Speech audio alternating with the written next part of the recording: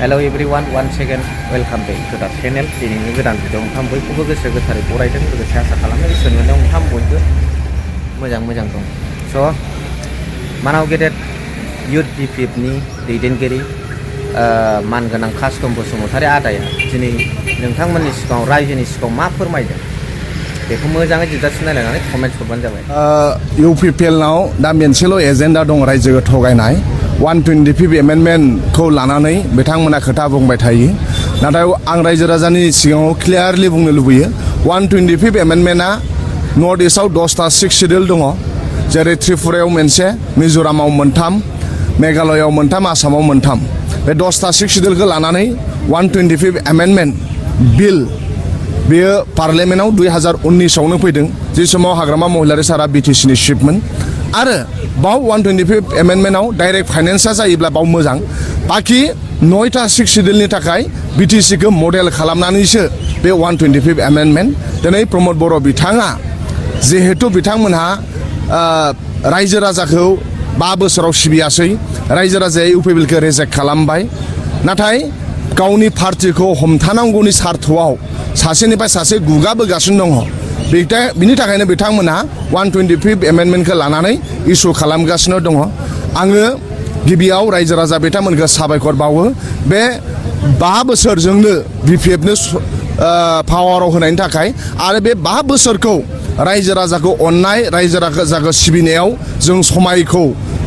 मोजाङै आगार हरगोन गुबुनजों जानला मोनला नांलायनानै समायखौ जों नागार हरा मानोना रायजो राजाया जोंनो समाजनि मोजां खामानि मावनो थाखाय बिपिएफनो भट होदों आरो समाजनि मोजां खामानि मावनानै जों समायखौ नागार हरगोन बिथांमोना बुंबाय थाबावदों मोनसे खोथा आरो नोंथांमोननि सरकार फैनाय लोगो लोगो दावराव दावसि जादों गावसोरनि समाव जायाखै होनना बुंबाय थायो थारैनो बेबायदि मार नामा आं होनदों गोदोनो जेला प्रमद बर'आ सरकार सालायबाय थादोंमोन इंलिसाव मोनसे बाथ्रा दं where there is peace there is happiness and during Pramod Boro' government no one was happiness बै समाव रावबो हेपिनेस नङामोन दिनै हाग्रामा महिलारी सार फैनाय लोगो लोगो everybody one is happy माने happy they are all are happy मानोना टीचार्स they are happy भेन्सार स्कुला सरकारि जानो थांगासिनो दङ contractor they are happy because बिसोरो खामानि मोनदों नङा होमबा लाइमोनफोरा they are happy because बिथांमोनहा सुबिदा मोनदों self help group they are happy because बिसोरो सुबिदा मोनदों दिनै मानाव गेदेर हाग्रामा महिलारी सारनि सरकार समाव सबनावबो गोजोननाय दङ आरो जेराव गोजोननाय दङ बाव शान्ति दङ प्रमद बर'नि सरकार समाव ना फोरोंगिरिया गोजोननायमोन ना कन्ट्रेक्टरा गोजोननायमोन ना जाति जनगोष्ठिया गोजोननाय दंमोन दा ओंखायनो बिसोरनि समाव अशान्ति दंमोन दा ओंखायनो दिनै बिथांमोना जेखि बुंबाय थाथों नाथाय real piece and real happiness दा मानाव गेदेर हाग्रामा महिलारी सारनि सरकारनि समावसो सोलिगासिनो दङ बर' बिथांजों एबसुआव गोबाव सम खामानि मावनाय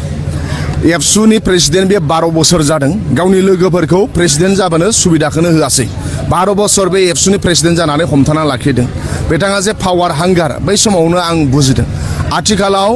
इउपिपिएलनि बिथाङा प्रेसिडेन्ट जानानै दं रायजो सभानि एमपि जानानै दं दा आरो तामुलपुर समष्टियाव एमएलए बिजाथि गयबारि समष्टियाव बिथाङा एमसिएलए दिनै गोबां इउपिपिएलनि दैदेनगिरिफ्रा जयग'था दंमोन नाथाय रावखौबो बिथाङा बिसास खालामा फोथाया पावारखौ लुबैयो दा ओंखायनो आं बेखौनो खावलायबावदों मानाव गेदेर प्रमद बर' आदा बिथांखौ नोंथाङा गामिनिबो गावबुरा जा आरो क्लाबनि प्रेसिडेन्ट जा आरो गयबारिनि टिएलसिनि चेयारमेनबो जायोब्लाथ' बेथ' मोनासै नाथाय अबा बिसडिसिनि चेयारमेन टिएलसिनि चेयारमेन बे लाबावनायाव दंबावोमोन दा बेखौनो जों प्रमान खालामो जे इउपिपिएलआव प्रमद बर'आ रावखौबो फोथाया गावनि गाहाय नेहाथारिखौ फोथाया भाइस प्रेसिडेन्टखौ फोथाया रावखौबो फोथाया पावारखौ गावनो लाजोबनो लुबैयो दा बिनि थाखायनो दिनै इउपिपिएलआव गुगाबोगासिनो दङ खाम्फा बरगयारी बिथाङा जोंजों फैफिनबाय चन्दन ब्रह्म बिथाङा रिजाइन होबाय एबसुनि आवगायनि भाइस प्रेसिडेन्ट सानै गुनेश्वर गोयारी आदाया इउपिपिएल रिजाइन होबाय बेनिफ्राय आरो जोंहा रबीन्द्र बसुमतारी आदा बिथाङा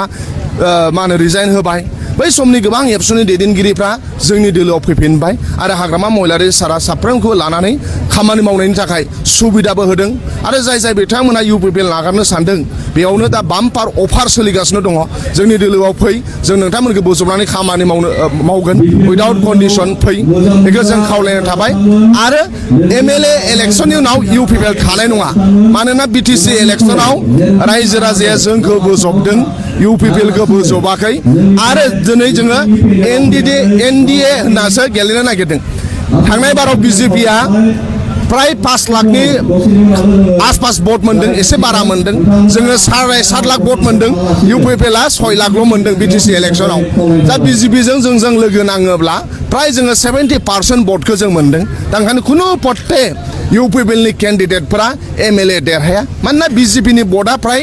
मा होनो 5 लाखनि खाथियाव बिटिसि इलेक्सनाव जोङो 7.5 लाख भट मोनदों इउपिपिएलआ 6,16,000 भट मोनदों जों प्राय बिजेपिजों जों लोगो नाङोबा 12 लाखनि खाथियाव 12 लाखनि बारा जाहैबाय जोंनि भटआ दा 12 लाख भट मोननाय इउपिपिएलआ 6 लाख भट मोननाय अबे एंगेलजों एमएलए गेलेबावनो नांगौ आदा दिपेन बर'आनो जा दिनै गबिन्द सारा मिथिखानायखाय आं गेलेया होनखाबाय आं गबिन्द बसुमतारी सारखौ साबायखर बावदों गोरों मेचुरिटि दं बेनाव जे फैसा थाखाखौ गारला खरसा खालामला जुजिबावला हाखानाय नङा होननानै दिनै गबिन्द बसुमतारी सारा मालाय साइड जाखाबाय दिनै इउपिपिएलआ खुनु पट्टे हाया जोंजों भट पेटार्ना जोंजों दं रायजो राजाया जोंजों दं दा ओंखायनो जों रायजो राजानि मोजां खामानि मावलांगोन रायजो राजाया जोंनो सुबिदा होनायनि थाखाय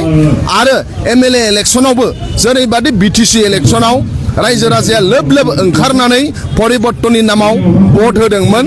एबारबो एप्रिलनि 9 तारिखआव रायजो राजाया लोब लोब बे ओनसोलाव जौगानाय भेन्सार स्कुलखौ सरकारि खालामनाय लाइमोनफोरखौ नायनाय साख्रि बाख्रि मोनहोनाय हा पाट्टा सेल्फ हेल्प ग्रुपफोरा फैसा मोननांगौनि सार्थआव दुखियाफोरा आइबिएस मोननांगौनि सार्थआव सिनियर सिटिजेन लेंग्राफोरा जास्टिस मोननांगौनि सार्थआव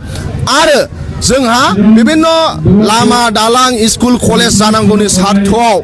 बिपिएफनि केन्डिडेटफोरनो भट होनानै